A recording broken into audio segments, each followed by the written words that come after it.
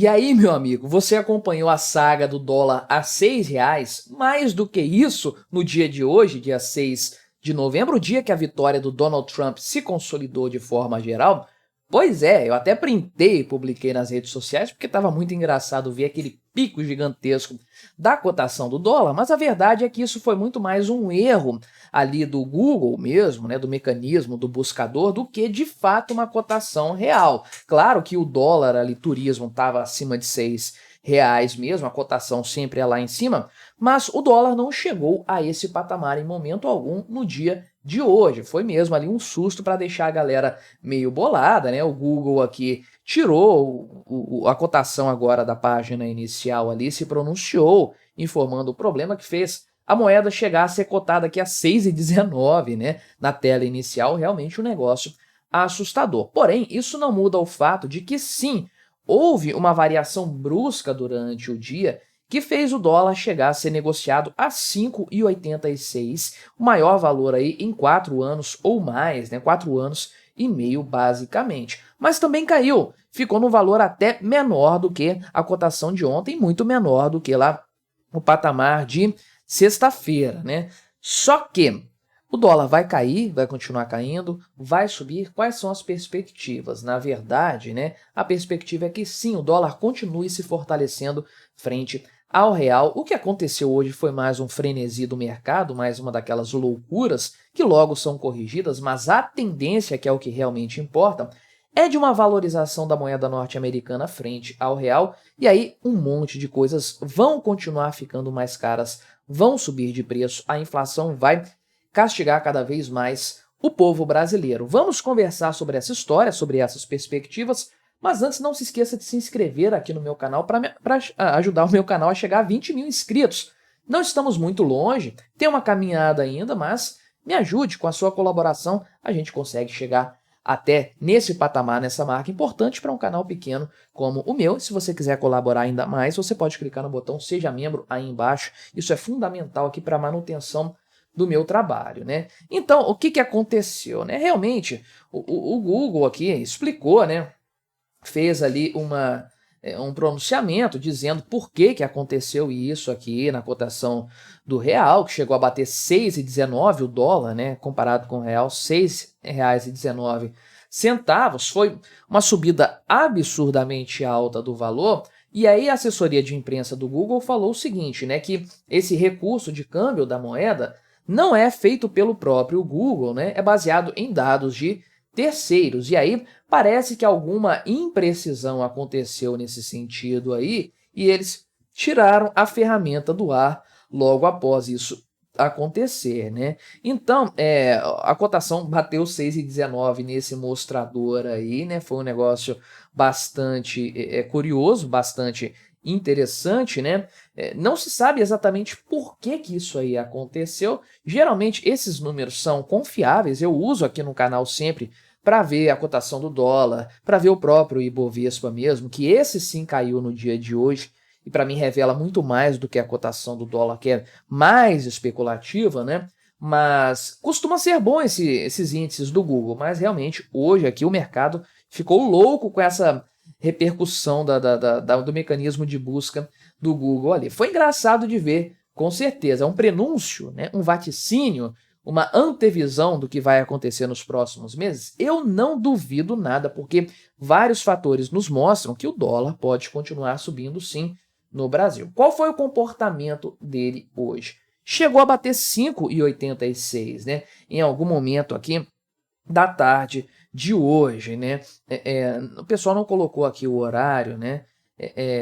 Eu não sei se foi logo de manhã, às 10 horas estava 5,79, estava subindo porque ontem terminou em 5,75, ficou nessa gangorra aí o dia todo, só que terminou o dia mais ou menos ali na faixa dos 5,68, né?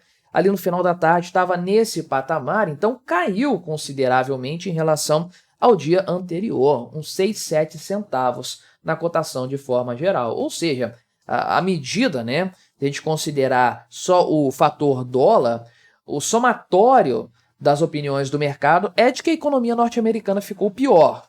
Com a eleição do Donald Trump, ficou um futuro menos promissor, um futuro mais preocupante. Será que é isso mesmo? Será que não?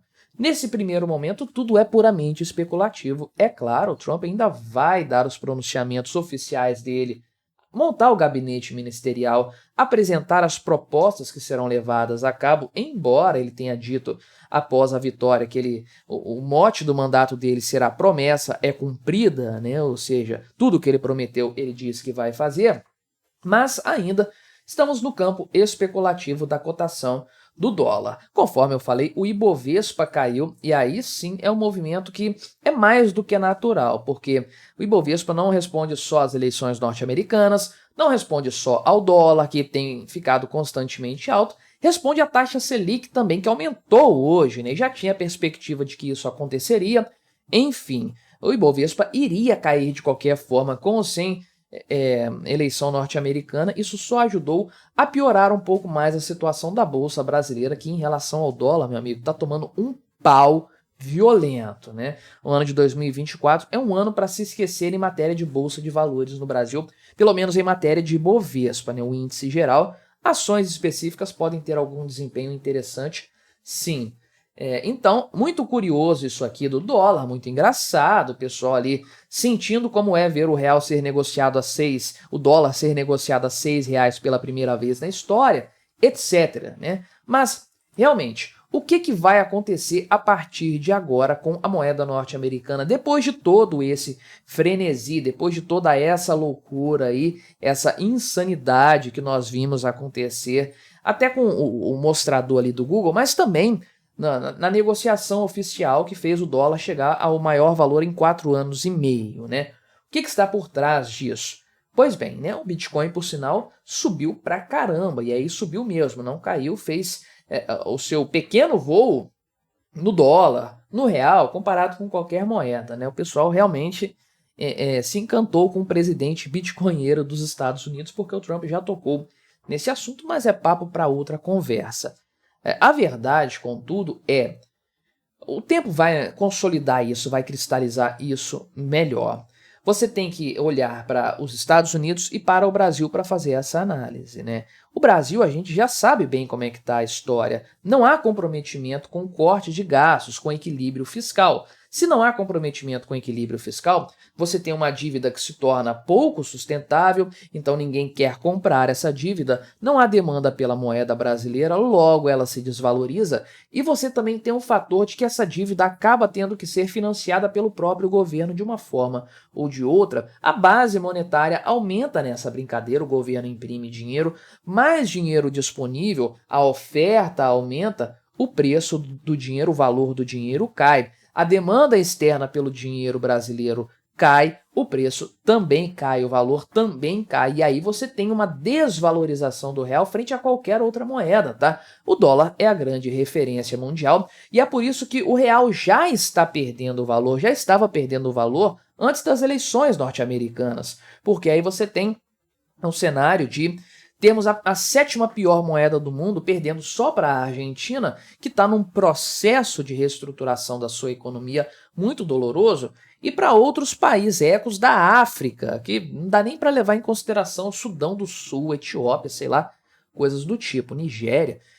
Não dá para comparar, né? O Brasil é muito mais país do que isso, tem uma economia muito mais estruturada do que isso, ainda assim está levando ferro de maneira geral. Então não tem perspectiva de melhora no curto prazo, pelo menos aqui no Brasil. Pode ser que aí, daqui a 2 anos, daqui a 5 anos, beleza, né? Com a vitória do Trump repercutindo aqui, trazendo a direita de volta ao poder, beleza. Curto prazo não tem absolutamente nada. E qual a perspectiva lá para os Estados Unidos?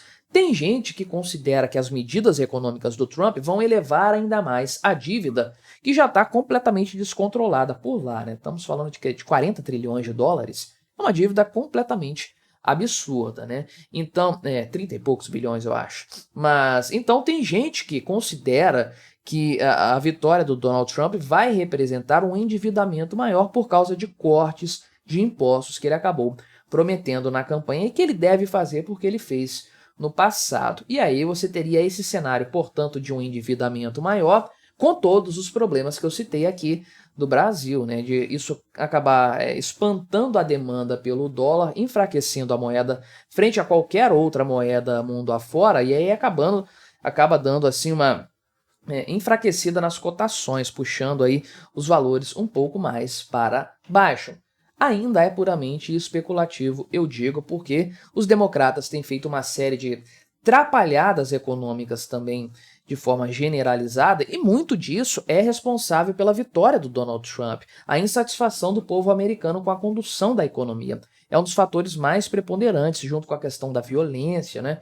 Mas a questão econômica pesou muito nessas eleições. O povo norte-americano, portanto, acredita que o Trump vai conduzir a economia de forma melhor. Se isso vier a se concretizar, bye bye real. Acabou de vez o real. Com o Donald Trump fazendo uma boa gestão econômica lá nos Estados Unidos e com Lula e Haddad aqui no Brasil, aí nós vamos ter esse efeito aqui, de fato, de a carne ficar ainda mais cara, porque o dólar valorizado frente ao real, tudo aqui vira pechincha no Brasil, o gringo vai comprar carne bovina, suína, carne de frango, ovo, soja, todas as fontes de proteína aqui do Brasil, né?